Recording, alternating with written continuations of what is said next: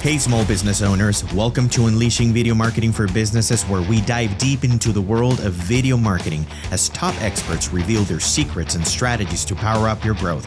Ready to elevate your business? Then get set, camera speed, and action.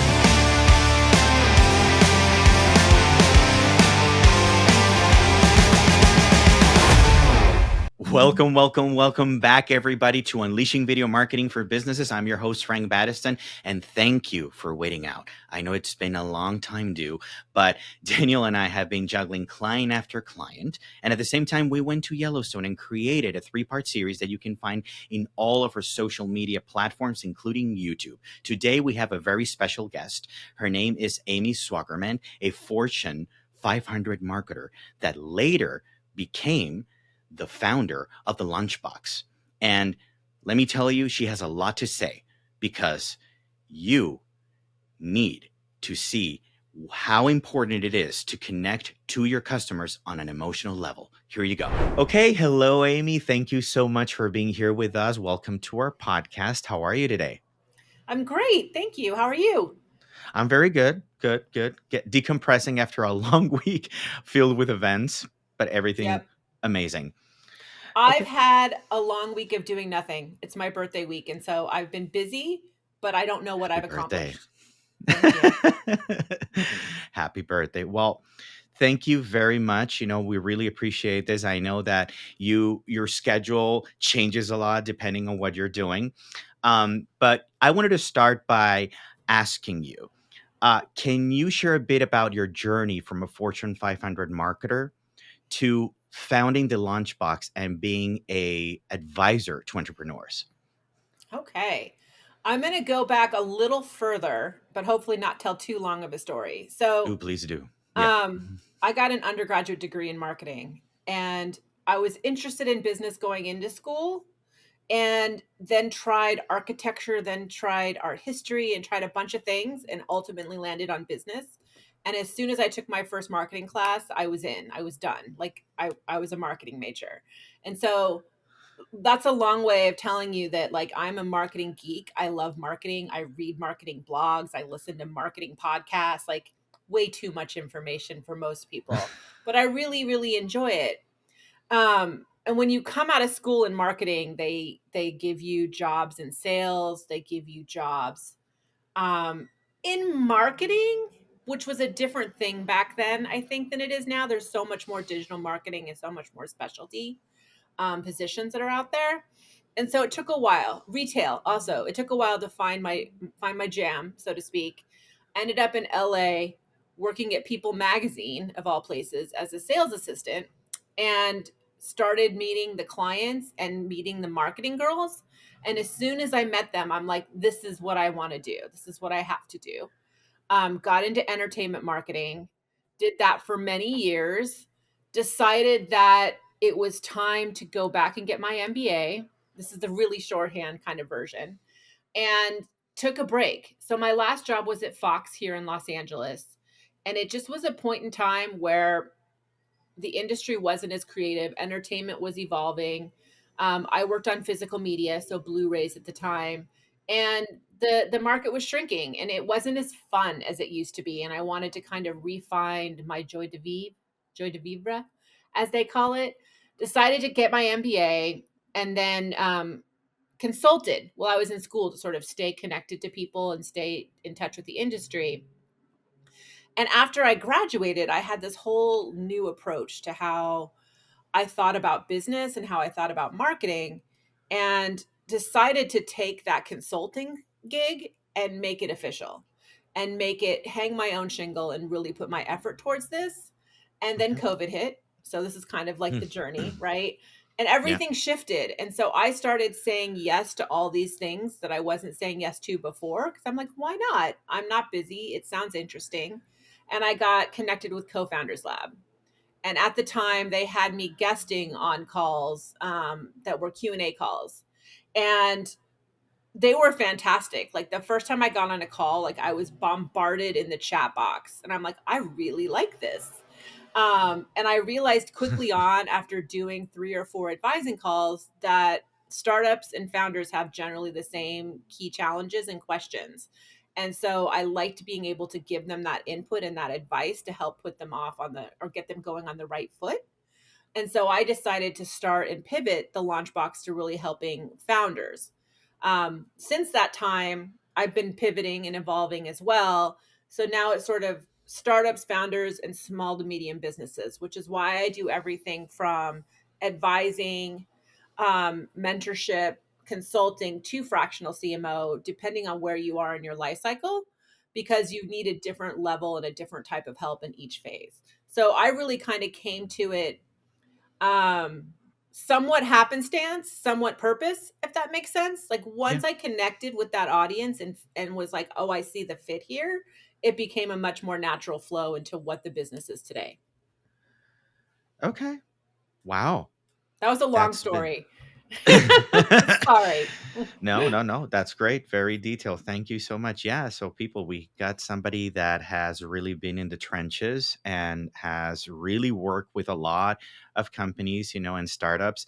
And okay, so one of the things that really made us fall in love with your work is that we were just researching and we're going around and we saw your article, Marketing Jiu-Jitsu, and you emphasize on the importance of thinking what is the story you want to tell instead of just telling any good story and taking so long and just making an amazing story but that has no purpose, that has no strategy behind it. So can you elaborate a little bit on how small businesses can identify those unique stories and at the same time commit to their brand's authenticity?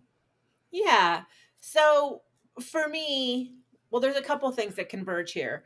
One Yeah. is that the world has evolved over the last 5, 10, 20, however many years. And consumers on the younger end of the spectrum that are coming up are much more inclined to connect with the brand's mission, vision, and purpose than, say, they were 2 decades ago or even a decade ago. And so, a lot of companies, when you're a founder and you're a startup, a small business, you're selling yourself as much as you're selling your business. So, when you're thinking about storytelling and you're thinking about your business, you're thinking about what made me want to do this? Who is my customer? And what ties us all together. So you're telling stories that help create that connection and that relationship. You're not just saying, we build a better mousetrap, or, this is how we build a better mousetrap. It's more about this is why we felt we needed to build a better mousetrap and how we went about doing it. Because there's always a lot of entertainment, and entertainment sounds like I'm trying to be whimsical, but there's a lot to learn from the process. There's a lot to engage with when you really think about your life cycle, your why, your purpose for being in business. The best thing I can do to exemplify this is if you just think about like going on social media and looking through reels or TikToks. There's certain ones that stick out to you and there's certain ones that are trendy, right? And you see the trendy ones over and over and they may be funny and they may be cute and you may be like, oh, I want to do that, but you're not going to create any real engagement off of that. You're going to get more engagement and you'll always be surprised when you do that off the cuff, this is how I'm feeling today, or this is what happened to me, and or this kind of story that's much more personal and relatable. So as a brand, you've got to think about, who are my customers? How can I relate with them? What are they looking for? And how does that tie into my story?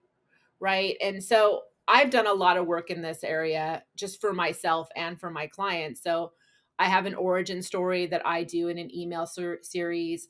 I have some webinars on different things, and they really involve my unique point of view because my customer is going to come to me over another marketing service provider because they like me and they like working with me.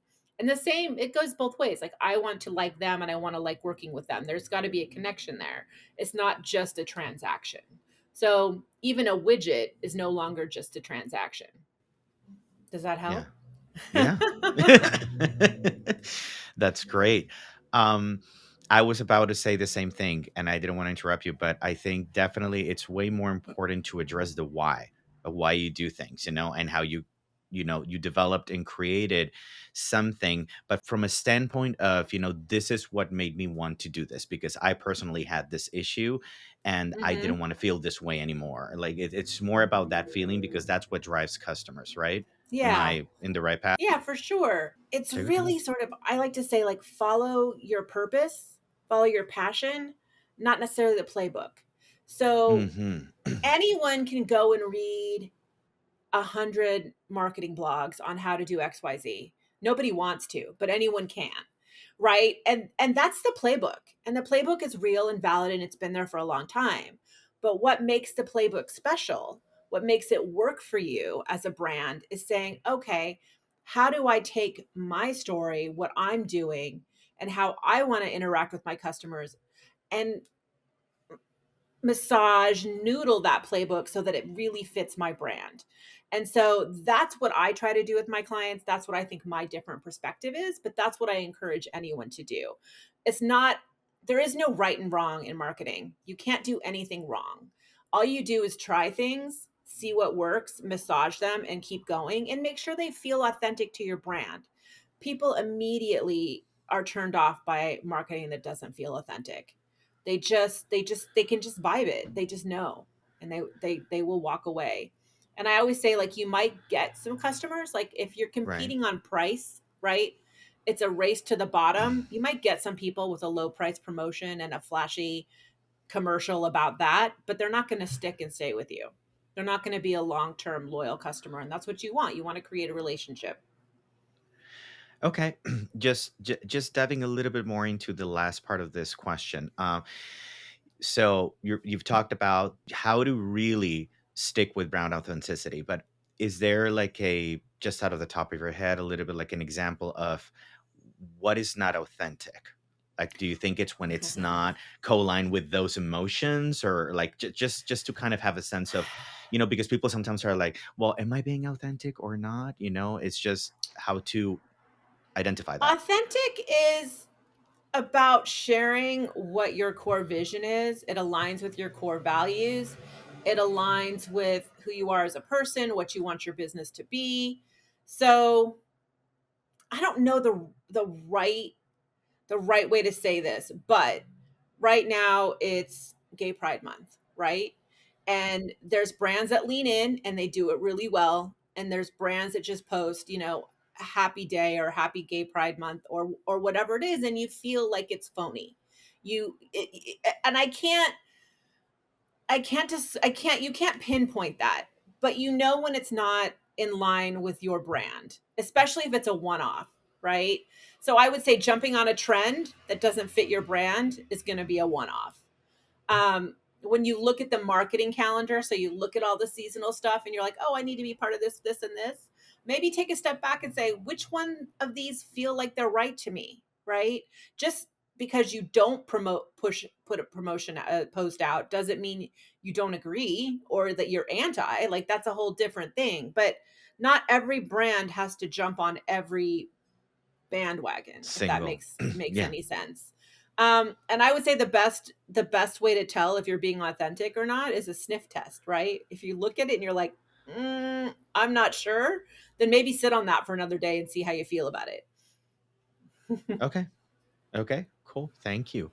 And okay, so in speaking to that, and because, obviously we created this podcast to not only help people think more like marketers, and when I mean people, it's businesses, small businesses, and startups, but at the same time, being a video production company, working with a lot of our clients, we realize that a lot of people have misconceptions on how to use video and leverage them in the right times and the right way. So in your experience, and I know you have, a background in entertainment and at the same time, media, we want to know what practical steps can small businesses take to shift that mindset from just, a business owner to a marketer, and at the same time, what elements should they focus on when creating a good video marketing strategy or using Okay. video? Okay. Yeah, Yeah. Well, first and foremost, the first level there is understanding your brand, yeah, I've said this a couple times, your mission vision, but really your customer. how you want to connect with them, and what you want to talk with them about or engage with them about. So understanding this is where I'm comfortable engaging in the conversation. Start with that, and then you think about, what are my stories? What am I promoting? Who am I? Who, how do we meld these things together? It's not about just creating a commercial to promote your product or to promote yourself. It's about, what about this makes it interesting to the customer? How am I solving their pain point? And how am I telling this story? Um, there's no shortcut, there's no like snap answer to this, but follow the leader is not a great strategy when it comes to storytelling. Um, you really have to spend the time saying, what are the stories I have to tell? You have to step back and sort of write down those 5, 10 things that you think are engaging stories, and then say, okay, how do I want to tell them? And for me, if we're talking like origin story, or we're talking about, this is my belief, my value, like, you can do that in writing, you can do that in conversation, you could do more of a talking head video, right? If you're talking about, this is how I got into business. I'm thinking of like Beard Brand, which I believe I mentioned in my article, right? They did a series of commercials where they talk about the pain point, why they got into business, and you see them with their beards, right? Like, it's very authentic and it's very connected. To see me doing that commercial wouldn't be as effective, right? If it was just me up there talking about it. Um, I guess the same goes. These are some commercials that aren't my favorite, but I think they feel very authentic and true. Lumi, which just came up, like, they've been around forever, but they've been over the top with commercials, right? So that feels very authentic. So you really want to think about, how am I connecting with the customer? How am I telling the story? What medium, what mode, what items am I hitting on? And I think that'll make sense. For me, the easiest way to do that is to write down the stories, right? Get your top 5 stories, think about the mediums, and then play mix and match, right? I'm not Yeah. going to go, well, I'll tell you some examples. Like, for my own brand, I've tried some of the AI stuff, right? Where they put in stock photos and you kind of write a script. I did a Right. couple posts, nothing. You know why? Because it's not me. It's not a face. It's AI, right? Stock photos were real people, but it just didn't have that same effect. I've done some social media stuff where I'm jumping on trends. Again, they didn't pop because they weren't really me. They were me jumping on trends that I liked. It's when I went off the beaten path and said, this feels right for my brand, for me, for right now, that I get the most engagement. Cool. Very interesting. You know what made me smile so much? That we actually did make an ad, like a couple, I mean, it was for social media for Lumi.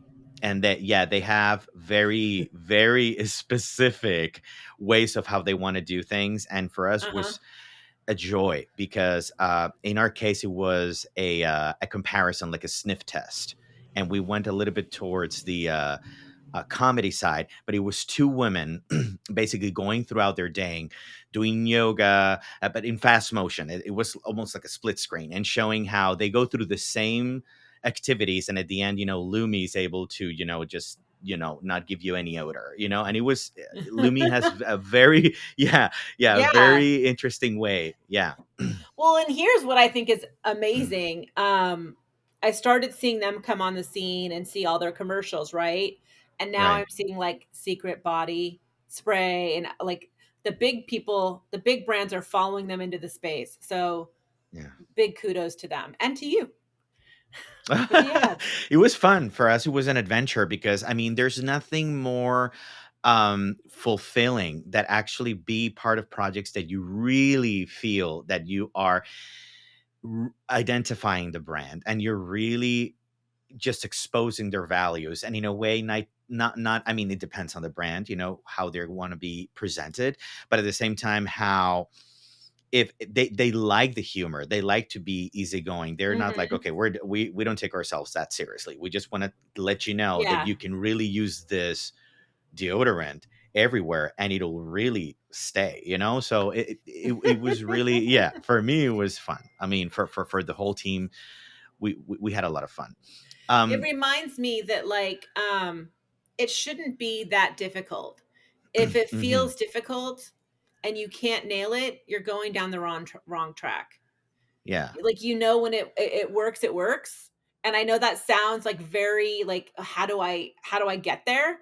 But you get there by going through some of the exercises of figuring out the mission, the stories, the tone, who you are as a brand and a person, that then helps make that next step easier. So it's the background work that people don't always want to do. yeah, yeah. Yeah, that's very true. So, speaking of that, we talk about Lumi, and I love the fact that you also work with them. We work with them, and it was such a fabulous experience. I was going to ask you next, what is the biggest marketing challenge you've seen a small business face from your mentoring experience? And likewise, I'm going to compound it because I'm not sure if it's the same. It could be the same business that did both, you know? Mhm, Likewise, what's your favorite success story where a mhm. business significantly benefited from your strategies? Yeah. Well, because I work with startups all the way up to small SMB, small medium sized business. I'm going to talk about the startup side of things, right? The biggest challenge, or the biggest hurdle I feel like some startups face, is a founder will decide to solve a problem that they're having. I'm having a problem doing this, or I want a spicy ketchup, or whatever it is. This item doesn't exist in the market, so I'm going to create the solution. And our inclination as human beings is be like, if I'm having this problem, so many other people are having this problem. And what they don't do is take a step back and validate that there's enough people out there with that problem, that it's worth pursuing. And they go and create the new widget or product. They spend a lot of money creating something before they do that validation. And then they're sort of stuck trying to sell something that doesn't have a market fit. So it's really about having those conversations, doing an MVP. Um, a lot of people hate the word MVP, a minimum viable product, because what does that mean? Like, some people will be like, that's just a crappy start, right? But really, it is like, what's the key feature you want to give your customers? What's the key value, the key new thing you're adding into the marketplace? Create that, and then see if there's a match, and then get additional feedback and add to it. So I always think like roadmap, right? Here's all the things I want to do with my brand or my business. Here's all the things I want to add in. And I'm going to do it over time. And each time I'm going to talk with people, I'm going to validate it and then move in the next direction, because it's going to affect what my next thing is. So I look at it, it's not a straight line. It's like a very wavy line, because each thing affects the next thing. Right. And so I also don't love the word pivot. That's just me personally. I feel like pivot sounds like super harsh, and like, oh, I've got to make this big pivot and it's going to be hard and drop everything I've done before. I feel more like it's just a constant evolution. It's just constant movement and constant learning. So if you're in the approach of every day is a new day, every piece of information I hear is something new, and how do I incorporate that in and evolve as a brand, then you're constantly growing, and you will get that market fit, and you will connect with that customer and have that engagement. So long story about the challenge of finding market fit at the start versus just getting going, just getting eager to get started. Um, Flip side of that, like, Yeah. some of my greatest calls and clients have been really incubators and working with people on market fit. Like, I really love that part of it, helping them find what is that unique value proposition and how are they going to communicate it. And it's a lot of the brand work, and it's the same stuff we were talking about before. It's all that behind the scenes that you need to know before you even spend a penny on marketing. So I find it great when I'm having conversations with clients, and like there's like a light bulb, an aha, and where we both go, oh my gosh, you've got it, right? And so I like building go to market strategies that start with mission, vision, value. This is the brand. Here's who our customers are, and here's how we want to bring it to market in terms of driving engagement, our first customers, our alpha, our beta, etc. So I get a lot of joy from that. And like, the best thing ever is when we're done with that process, they're like, you nailed it. This is a perfect plan. I can't wait to do it. And that makes me super happy, because every time I do it, I do the same sort of structure, but it's completely different. Hmm. Really cool. Do you think that when you do that, it's not only you going, huh, he or she's got it, but it's also you think that the business actually feels it too? Like there's a difference, like there's something that it's Yeah, really going to no, work? and this is a little bit about how I like to work with people, but Yeah. I don't just deliver you a plan or a strategy, right? I do it Yeah. in a minimum of 3 steps, which is sort of discovery, plan, and then an execution plan.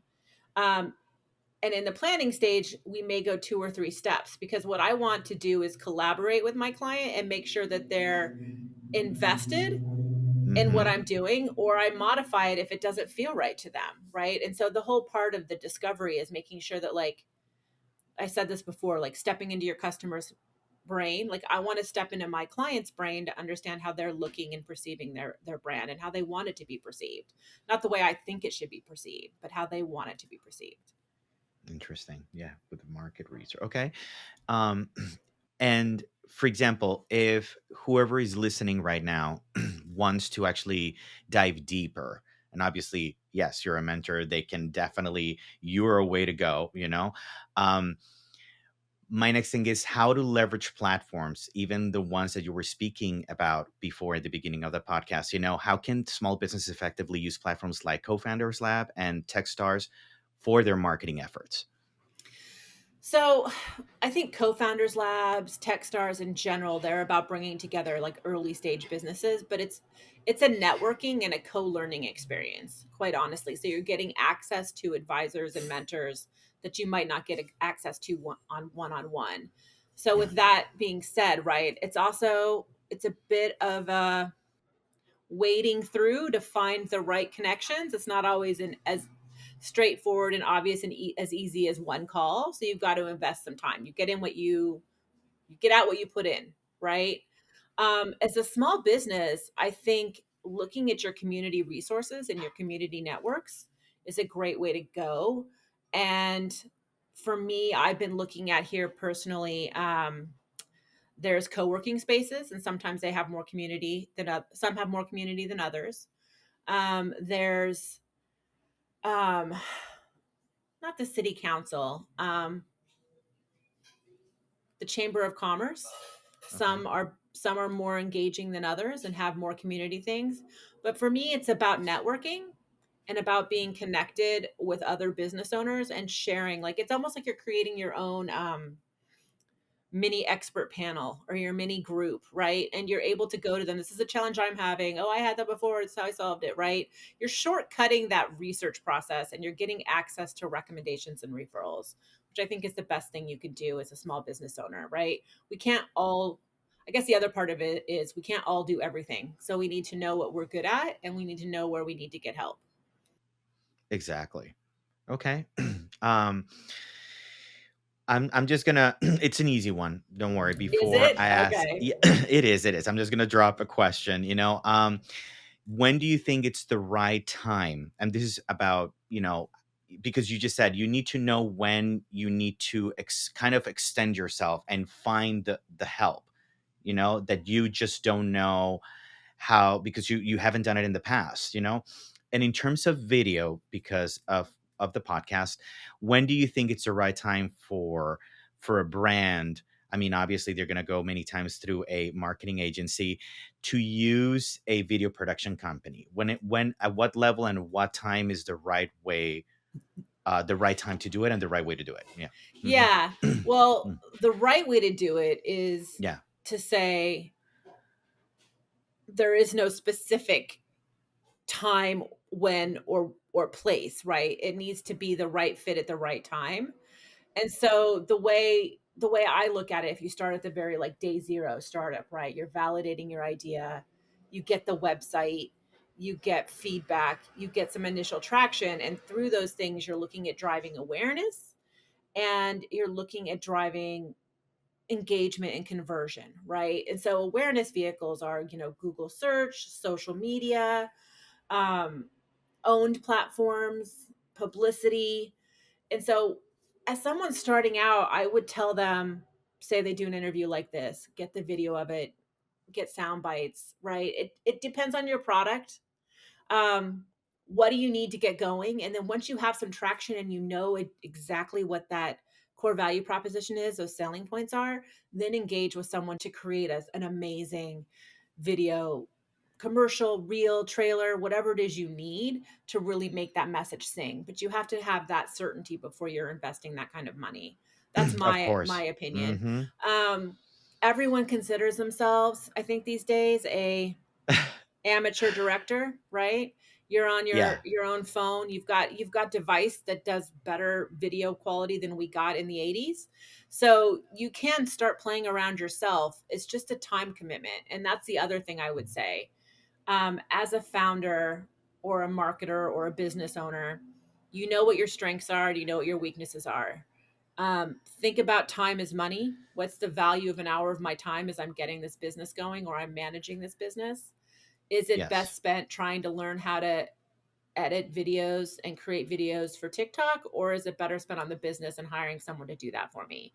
And you can easily do that when you say my time is worth $250 an hour or $100 an hour or $1,000 an hour. And then you can say, okay, this task will take too much of my time because I have a high learning curve. So therefore I'm going to go out and find an expert who can execute it for me. That makes the decision a little easier, because often we're just looking at the cost and we're not realizing the cost of doing it ourselves is much higher. Wow, Amy, that was amazing. I'm going to we had a little problem with the camera. Literally, I was going to tell you that. My next like add-on question was literally when, because that's the thing, not everybody wants to do it because, they're like, well, I have a phone and I have, my 360 cam, why should I do that? And it depends on how much time consumption, and depending on what you end up wanting to do, it has a specific level of complication that Mm-hmm. could take, and if it's right, if it's just a simple, reeler, I mean, I'm pretty sure anybody at this point can do it, but if it's something where you need to be very strategic about what you're saying, and the points in the story, and then there's a lot of movement, there's a lot of dynamism, that's when I think definitely it's the right time, and you kind of nail it. I was like, okay, I didn't have to ask anything. Yeah. There's also like, as a founder or as a business owner, ask yourself, how interested am I in actually doing this as well? Um, I do things for my business that, like, as soon as I can, I'm not going to do them anymore, like my QuickBooks. But I'm a bit of in addition to a marketing nerd, I'm a bit of an Excel nerd. But like, there's things that you're interested in, there's things that you're not, and that's okay. Lean into your strengths, lean into your wins, and bring in someone to help you with the stuff that you need help with. Amy, that's exactly what we tell customer many times. Not every time you need a video production company. Sometimes you could have just like, different businesses uh, ask your advice. Same thing. We give a lot of advice. Sometimes we don't necessarily are the ones that do the, produce the content, but we do give a lot of guidelines on how to help them, make it better based on what they're trying to do. And there's times that they go, no, I don't have the time to do this. I need somebody to do this because I need to be on the other end taking care of a lot of things, right? Yep. So, okay, so let's shift a little bit to the fun side. Okay. Yeah, we obviously we got into commercial filmmaking and corporate filmmaking because at the same time we love to see brands succeed with their stories. But what really got us into this from the beginning were narrative films. And Okay. one of the things that really, really got us very interested in, knowing you and talking to you was that you were a movie buff. So Of we want course. to know, we, I mean, we want to know what story, or not specifically story, but what film got you interested in doing what you do. What film got me interested in doing what I do? Yeah. I don't know that a film got me interested in marketing, but films that are memorable to me, Yeah. um, Indiana Jones, the original series, and that was more of like a family moment, right? Yeah. I remember, oh my gosh, this is so dating, but I was a young kid. Um, Okay. it was a Paramount. Indiana Jones is Paramount, and they did a promotion with McDonald's. And you could buy the videotape for $5 Yeah. each film over like a couple months if you bought like a Happy Meal or whatever, right? And so I got Yeah. all three films for my family, for my dad. um, by buying my Happy Meals. It made me very happy to do that. It's kind of funny. Um, Jerry Maguire, I think, was an impactful film for me. The idea of going against the grain in terms of the corporate um, expectations and saying I'm here for the athlete or for the client or for the customer was something that really like spoke to me. I also I'm like a 12-year-old boy when it comes to my movie taste. So I love the movie Face Off. It's an old John Woo film.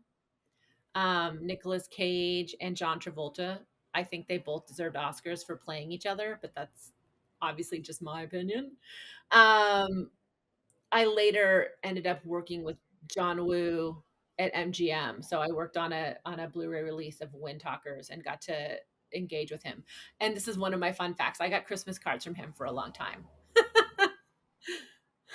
Um, let's see. American Beauty is a great movie. That one was impactful to me because a friend invited me to go to a screening, and I was like, "What is it? What is that movie?" And I was like, "Okay, sure." And we showed up, and it was actually the premiere, and I'm like, "Wow, I'm at the premiere of American Beauty. It was a great movie, and then it won the Oscar." And I'm like, "And my work here in this industry is done. Like that will never happen again, right?" So that was momentous. Movies like Legally Blonde, super fun, um, super poignant in you can do anything kind of way. Hmm. Let's see. I think that's a lot. That's a lot of movies I mentioned. Yeah, but every single one you gave a reason why. So I love it. I love the fact, we have so many too. One of our favorite for us, and many people don't like, and that's why I'm bringing it, because sometimes it's interesting to see how you can really define people depending on the Yeah. movies they like. You know what I mean? And in our case, is Contact, and it's Okay. it's with Jodie Foster, because it's a movie that, even though a lot of people were like, okay, that's not entertaining and it's so long, and it talks about faith and why do they mess with faith, but I think what we loved the most about that movie is the fact that the main character is always searching for meaning, Okay. and to um be searching for meaning. I think it's something that really defines us, no matter what it is, as human beings. We're always looking for different ways to find our space and find what to believe in, and that definitely makes us behave and live in a different way than other people. So yeah, Mhm. yeah. For Yeah, sure. definitely. That reminds me, just on a more current basis, I watched episode 1 of season 3 of The Bear last night, and Oh my it god, was I need to watch that, because the first phenomenal. two, you do recommend it. That's awesome. We're like, I hope they don't start dropping, you know what I mean, in terms of the energy, because the last two were It beast. was A beast. Yeah, one yeah. of the best pieces of filmmaking, and I'm putting TV into that category, I have seen in a Okay. long time. And it ties into Mm, what you were just saying about Contact and the personal connection to the story, meaning okay. it's really about him, and I don't want to like spoil it, but it was amazing. Yeah. Okay. Wow. Yeah, so I just wanted to kind of jump back on the storytelling and the authenticity piece of it, and the value of it, and why it matters. So, just anecdotally, the fact that you guys found me because of this blog story, the marketing jujitsu, is Yeah. like it's amazing to me because I recently started doing a blog and I recently invested in the time. I've always told myself I'm not a good writer. I don't want to do it. And I said, nope, this is important. Full disclosure, I use AI to generate my blog posts, Mm-hmm. to get my juices flowing. And then Yeah. I inject my personality and my stories Mm-hmm. into it, and by the time I'm done, I've got a new title, I've got a different spin, and I've got it's my piece. But like Yeah. that was a very personal blog post for me, and it was very much about me and my vision and how I look at things in the marketing world. So it's fantastic to me that it connected with you and that it resonated, and here we It are. did. It did. And I'm happy to say that I feel great, because that's exactly what we do. We have in our website actually a blog section, and that's how we do it. We basically, we're not gonna lie, we AI it, but then immediately we spin it and we give all the elements that we know from our 20 Mhm. years of experience and incorporate those so that people really benefit from the Yeah. knowledge. Yeah, Yeah. yeah. So I'm happy to that tells enough for listeners here that sometimes you just got to go that extra mile and have confidence and test things. Like you're saying, there's no formula. It's just trying to Yeah. reach, and what's important is that emotional connection Yep. with others. For Yeah. sure. Yeah. So And I feel like I was belaboring the blog, but now I feel like I belabored just the perfect amount. good, good, good, good. Um, so the last thing is, if people want to work with you, if people want to find you and be able to have coaching, advising, because they really don't know where to go with their business and how to succeed with their marketing and tell the stories that really matter from their brand, right? If there's anything that Mhm. we learned here, where can they find you? They can find me lots of places. The fastest route is to find me on my website, which is thelaunchboxus.com, or you can follow my blog, Marketing Jam, on Yeah. Substack, or you can find me on a co-founders lab call. I host calls bi-monthly, and so you'll find me there and inside the advisor network. Yep. And you can book a free call with me anytime through the link on my website, the link on Marketing Jam, or the link on LinkedIn. Okay. Beautiful. Thank you so much, Amy. We've learned ourselves so much. This is the thing. We like to make these episodes and keep going with this podcast just for one reason. It's because I think that at the same time, while other people learn from experts like you, we learn and we expand our knowledge. And at the same time, it gives us even more confidence that many of the things that we do try to tell many of our clients are in the right track. It's just about that connection, like we spoke about. If there's anything we can bring out of this episode, is be authentic and just tell the right story behind your brand. The people really would be interested in who your audience is and what they really would care, because and Yeah. how it would solve their problem, not your Yeah. problem. Yeah. And the one thing I'm thinking about as you're saying that I would add is that even the fact or by nature of having this conversation, Yeah. I cemented in on the fact that a brand's mission, vision, value, that early work Yep. is really important, and like how important it is to what I do. And so every conversation you have is what I'm going to add, helps you add to that story mix, helps you add to your perspective, helps you build that database.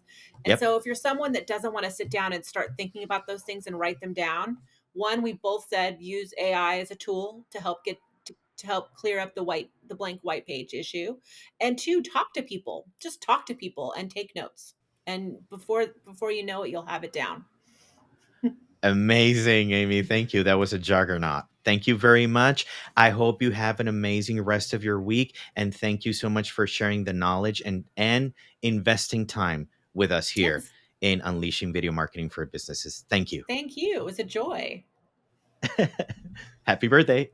Thank you.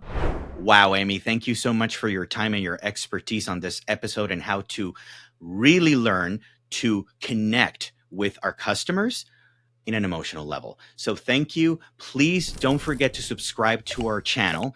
And don't forget, every time you're going to learn something different from a marketing expert on how to leverage video the right way to scale your business. Thank you, and see you in the next time.